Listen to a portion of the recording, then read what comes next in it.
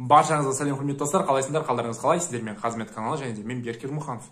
Достар, бүгінгі видеода энергияның жалпы жасалу жолы туралы айтатын боламыз. Яғни энергия глюкозадан энергия жасалуы деп аталады ғой. Сол жолдың барлығын бүгінгі видеода ашатын боламыз. Ал сіздер видео бастамай жатып қолдау ретінде, видеоның көпшілікке көріну ретінде міндетті түрде лайк басып, каналға тіркеліп, комментарий қалдырып кетуді ұмытпаңыздар. Бұл өте маңызды достар. Ал кеттік, бастайық.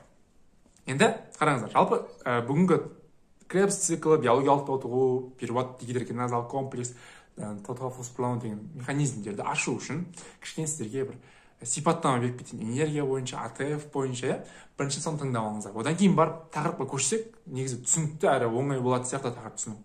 Ал кеттік, бастайық. Жалпы достар, энергия дегеніміз не? Энергия біздің ағзамызға не үшін қажет? Оның маңыздылығы бүгінгі тақырыпқа тығыз байланысты, тікелей байланысты деп айтайық. Жалпы энергия деген біздің ағзамызға қажет. Мысалы, мен қазір сөйлеп отырмын, сіздер мені тыңдап отырсыздар, мен сіздерді көріп отырмын. Бұл барлығы энергияны талап етіп отыр. Яғни энергиямен жасалынып отқан құбылыстар, механизмдер. Ал осы энергия жоқ болса, бұл іс-әрекеттер жасалмайды.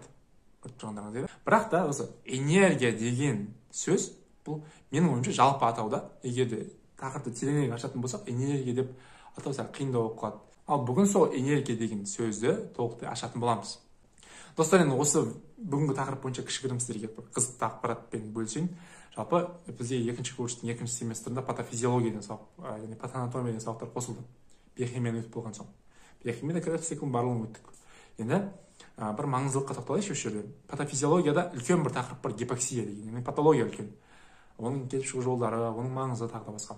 Енді сол гипоксияны түсіну үшін бүгінгі тақырыпты түсіну керек. Бүгінгі тақырыпты түсінбеген адам, яғни Кребс циклын, энергияның жасалу жолын білмеген студент ертең барып гипоксияны түсінбейді ол. Просто жаттан да оқи салады. Гипоксияны түсіну үшін бүгінгі тақырыпты міндетті түрде жақсы түсіну керек. Ал кеттік, бастайық. Достар, бүгінгі тақырып өзі мыжың тақырып, басты ауыртып жүретін, бірақ сіздерге сол мыжың тақырыпты оңай тілде керемет қылып ашып бергім келіп отыр. Сол үшін кішігірім сипаттамалар, мысалдар келтіріп өтетін боламын. Ең бірінші достар, біз мынаны білу керек. Энергия дегеніміз не? Ол бізге не үшін қажет деген сұрақты қойып алуымыз керек. Кребс циклының мәні, бүгінгі энергия жасалу жолдарының мәні сол сұрақтың жауабында. Енді қараңыздар. Энергия біздің ағзамыз үшін қажет. Себебі ол болмаса біз осындай іс-әрекеттер жасалмаймыз. Біздің барлық іс-әрекетіміз, біздің барлық ақпаратты қабылдауымыз, жеп-жеуіміз, оның барлығы энергияның арқасында болып жатқан құбылыс, яғни жасушалық деңгейде алатын болсақ, жасуша іс-әрекеттер жасау үшін энергияны пайдаланып жатыр. Ал енді энергияны қайдан аламыз деген сұрақ. Энергияны біз көмір судан аламыз. Бірақ та біздің ағзамызға түсетін 3 түрлі компонент бар, сырттан келетін. Бұл белок, ақуыз, май, көмір су. Бірақ та ағзаға осы көмір судан энергия жасаған тиімді әрі оңай. Ана майдан да, ақуыздан да энергия жасай алады, бірақ ағзаға ол сәл қиындау, бірақ жасай алады. Бұл жерде ойлануға болады, мысалы, не үшін олай жаратылған? Яғни, егер де ағзаға осы глюкоза жетіспей қалатын болса, ағза келесі жолды таңдайды. Яғни, майдан энергия жасап бастайды. Майда жоқ болса, белоктан энергия жасап бастайды. Бірақ та бұл екі жол ағза үшін сәл қиындау. Яғни, энергия жасалу жолы осы екі компонентте соңғы сәл басқаша жүреді деген сияқты, глюкозаға қарағанда. Глюкоза да оңай, бірден энергия жасап алады ағза. Бұл біздің жаратылысымыз сондай. Достар, енді тағы бір бөлікті ашайық. Глюкозаны сәл ары қарай қарастырайық. Қалай энергия жасалып жатыр деген сұрақ. Яғни біз әлі Кребс циклы барған жоқпыз. Ол жақ қазір мына заттарды түсіндіргеннен кейін сіздерге оңай болады. Ал енді қараңыздар. Ағзамызда глюкоза энергия көзі деп айттық қой. Бірақ глюкоза қалай энергия бола алады деген сұрақ бар да. Ары қарай глюкоза бізге АТФ жасау үшін қажет. Көріп тұрсыздар ғой. Глюкоза емес, бұл жерде біздің энергия көзіміз АТФ болып тұр. Енді АТФ-ті ашайық кішкене. АТФ дегеніміз не? Тағы да басқа. Достар, АТФ-ті бір батарейка деп алайық, 100% толып тұрған, заряд толып тұрған батарейка. Ағзаға осындай өте көп батарейкалар қажет жұмыс жасау үшін. Бірақ та мынандай сөздер бар. АМФ, АТФ деген 3 түрлі терминді көп қолданамыз. Бұл терминдегі тоқтайық. АМФ дегеніміз аденозин монофосфат. Яғни бір фосфор қалдығынан құралған. Аденозин дифосфат деген бар, АДФ. Аденозин 2 фосфат қалдығынан құралған, екеу. Ал АТФ дегеніміз аденозин трифосфат, 3 фосфор қалдығынан аденозин рибозадан құралған. барлығы да солай басы, бірақ бұлардың бір-бірінің ерекшелігі артындағы фосфор қалдығының санында. Біреуінде 2, біреуінде 1, біреуінде 3. Енді біз АТФ-ті не үшін алып тұрмыз? Неге АТФ-ті емес, не үшін АМФ-ті емес? Бұл жерде мәні мынада.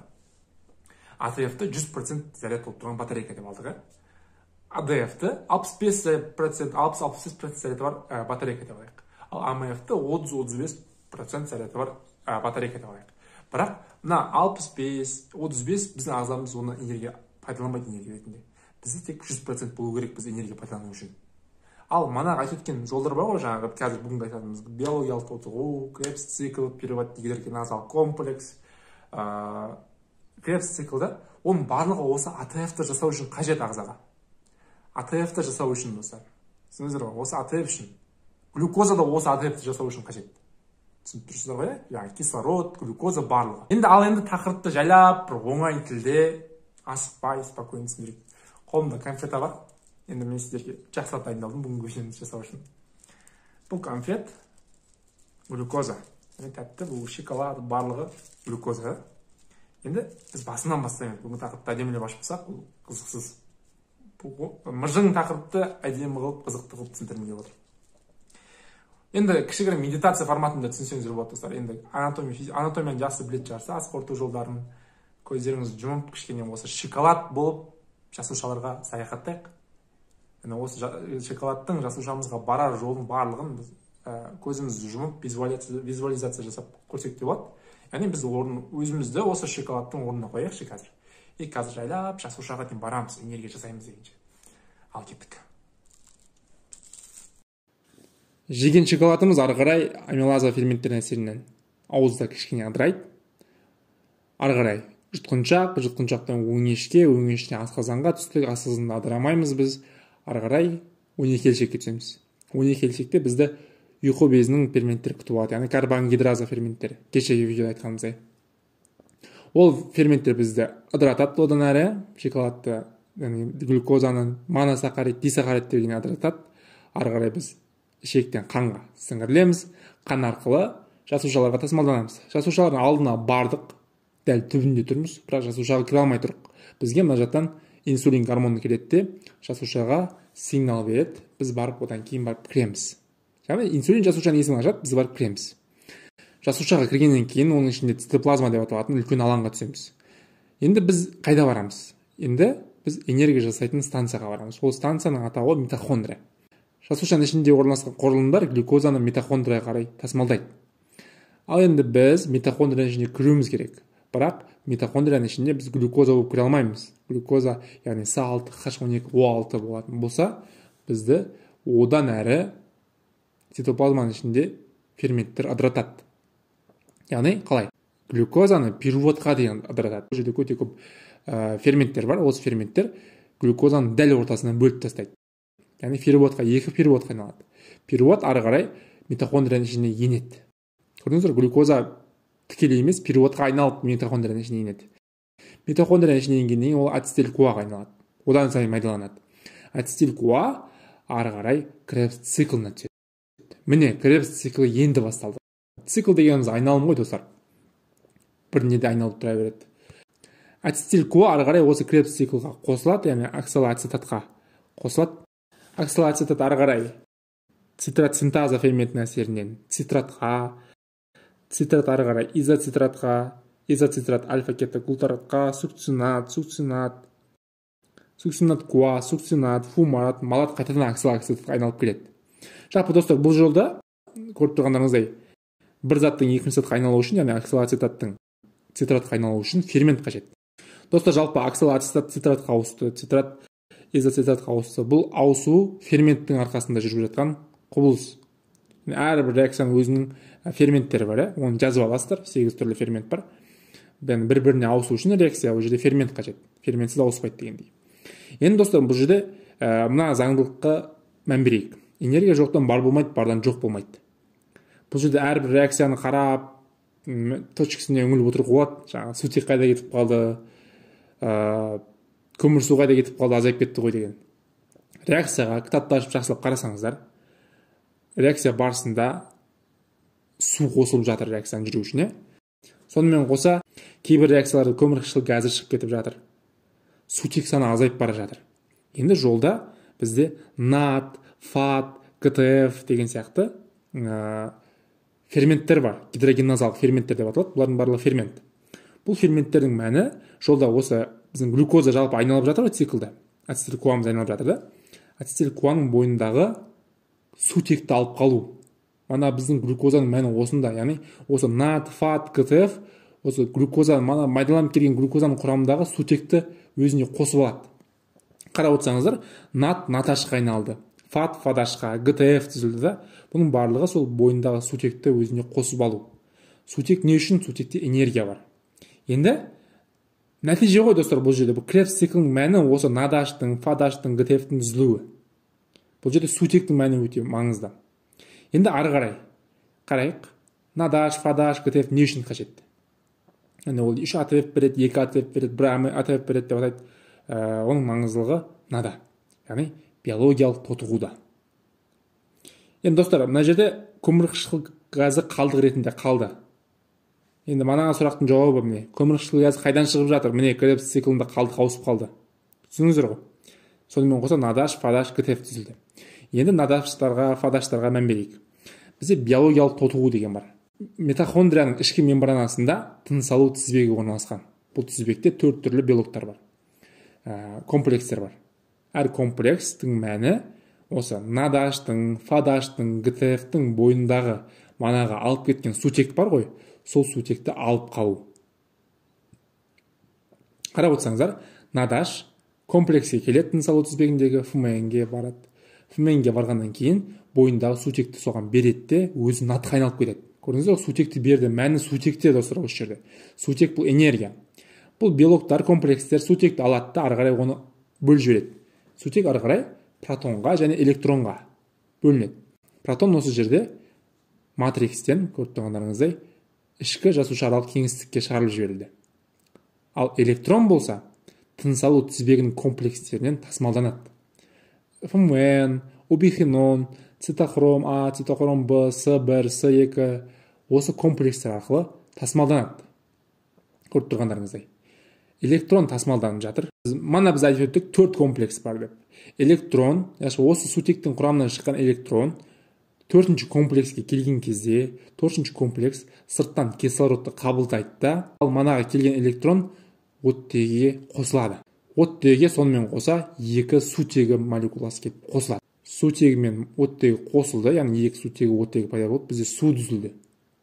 Сонымен қоса манаға электроннан энергия пайда болды. Нәтижесінде көрдіңіз бе, 4-ші комплексте энергия және су түзілді. Сырттан кислород келді, сутекті біріктірді, электрон бар оның құрамында, су және энергия пайда болды. Енді мәні, достар, көріп тұрсыздар ғой, қалай айналып келіп жатыр, глюкоза дым жоқ болып кетті мына жерде да. Қалай болып кетті механизм, көрдіңіздер ғой. Фат, нат келіп сутекті алып кетті, сутекке протон, электронға, протон ары қарай шығарылып жіберілді ішкі мембранаға. Электрон тасымалданды. Бұл жерде электронда қалды ең соңғы мәні. Электрон ары қарай 4-ші комплекске келіп, оттекке бірікті, оттектің сутек бірігіп су пайда болды және энергия пайда болды электрон салдарынан. Енді энергияны қараңыздар. Энергия не үшін қажет бұл жердегі энергия? Енді сәл кішкене басқа қайтайық. 1-ші комплекске мысалы. Надаштың құрамында нат сутекті алды, сутектің құрамында протон бар ғой. Протон жасушааралық кеңістікке шығарылып жіберілді. Бұл протон бос энергия деп те аталады, яғни жылу энергиясы деп тоқталамыз оған. Протон шығарылды. Протон шығарылып жатыр жасушааралық кеңістікте сутек протондарының концентрациясы артады, көбейеді. Және олар шығатын жол іздейді. Яғни көбейгесін шығатын жол керек, тығыздалып жатыр барлығы. Енді ол шығу үшін оған канал керек. Бізде қандай канал бар? АТФ синтаза каналы бар. Бұл канал іске қосылу үшін энергия қажет. Ал энергия қайда бізде? Энергия манағы су түзілді, соның жанында энергия бар еді бізде. Осы энергия осы каналды активтендіру үшін жұмсалады. Жұмсалады да, канал ашылады, сырттан протон кіреді. Жаңа сутегі протондар енеді матрикске қарай. Енді сутегімен қоса бізде биорганикалық фосфорда матрикстің ішіне қарай енеді. Митохондрияда АТФ синтаза каналының бойында, ішкі матрикстік аймағында АДФ орналасқан. АДФ тұрыпты сол жерде. Қалыпты жағдайда АДФ болады. Оның қазір қалай келгенін, қалай кеткенін туралы айтамыз. АДФ келеді. қалыпты жағдайда сол жерде ADF тұрады, ал сырттан сутекпен бірге бізге биорганикалық фосфор қосып келді и ADF-ке қосылды, бізде ATF синтезделді. Енді қарайық жақсылап. ADF дегеніміз не еді? ADF бұл аденозин дифосфат, екі фосфор қышқыл қалдығынан тұрады. Ал бізге сырттан жаңа көргенден және бір фосфор келді и бізде фосфор қалдығы үшеу болды. Ол қандай құрылым? ATF. Аденозин трифосфатқа айналды. Яғни біздің мана айтып өткен батарейкамыз 100% болды осы жерде. Енді ол ары қарай ағзаның жұмысы үшін жұмсалады. Себебі біздің батарейкамыз толды 100-ге. Көрдіңіздер ғой достар? Бұл құбылысты, яғни ADF пен фосфордың қосылуын біз тотыға фосфорлану деп атаймыз. Міне тотыға фосфорлану дегеніміз осы. ADF пен фосфор қосылды, ATF пайда болды. Энергия жұмсалды, көрдіңіздер, Енді достар, ADF қайдан келді деген сұрақ бар осы жерде ше? ADF қайдан келеді? ADF митохондрияның ішінде бұрыннан болады. Ол қалай болады? ATF сыртқа шыққан кезде оның орнына міндетті түрде ADF кіреді. Яғни ADF пен ATF осылай бір-бірімен орын ауысып отыру салдарынан іште ADF болады. Көрдіңіз, ешқайдан пайда болған жоқ, ол келді осындай жолдар арқылы. Энергия жоқтан бар болмайды, бардан жоқ болмайды достар. Ештеңе осыдан босқа кетіп қалған жоқ. Барлығы бірдеңе айналып кетті, немесе бірдеңе қосылып кетті. Көріп тұрғандарыңызда осы мәні достар. Достар, және бір осы механизм сіздерге бір қайталап ескерткім келіп отыр. Себебі осы механизм бүгінгі тақырыпты толықтай ашып береді, түсіндіреді. ATF мысалы каналға барды, ол энергияны қалай береді? Ол энергияны бойындағы бір фосфор қалдығын бөліп шығарып жіберу арқылы энергияны береді. Яғни энергия бұл жерде фосфор қалдығымен арасындағы байланыстың арасында. Көрдіңіздер ғой, байланыс үзілді, энергия пайда болды, энергия каналының әрекеті үшін жұмсалды, и бізде ATF, ADF пен фосфорға ыдырады, немесе айналды. Көрдіңіздер ғой, энергия осы жерде байланыстар арасында. Жалпы соңғы әдебиеттерде осы байланыс арасындағы энергия 30,6 килоджоул деп есептелген, бірақ әртүрлі әдебиетте әртүрлі жазылған. Мысалы ескі әдебиеттерде 40 килоджоул делінген, 42 делінген. Енді соңғы әдебиеттерге сенеміз бәрімізге. 30,6 килоджоул бар. Енді бұл сандық көрсеткіште қатты бір мәні бар деп айта алмаймын өзім. Енді қараңыздар, ADF пен фосфорға айналды. Енді біздің манағы энергия жасау барысы жолы осы ADF пен фосфорды қосу үшін. Көрдіңіздер ғой? ATF барып энергияны берсе бөлініп кетеді, ал біздің энергия жасау жолымыз осы ADF пен фосфорды біріктіріп қайтадан ADF жасап отырады. Яғни бір-бірімен айналып отыра беретін механизм осылай. ATF береді, ADF айналады, ATF қайтадан жасайды, қайтадан ATF айналып кетеді, ол энергиясын береді, тағы да сондай айналып жүре беретін құбылыстар. Көрдіңіздер ғой, мәні осында достар. Ол жағы ADF пен фосфордың қосылуы тотыға фосфорлану деп аталады. Яғни фосфорды қосты, яғни фосфорланды. Көрдіңіздер ғой? Түсінікті болды деп ойлаймын, достар. Міндетті түрде видеоға лайк басып, каналға тіркеліп, комментарий жазып кетсеңіздер қатты қуанышты боламын. Кіріп түсінбей жүрген достарыңыз болса, осы жаз мезгілінде түсініп алса болады. Тіркеліп, видеоны соңына дейін көріп, конспект жасап алсаңыздар өте тиімді болады достар. Келесі влогта көріскенше.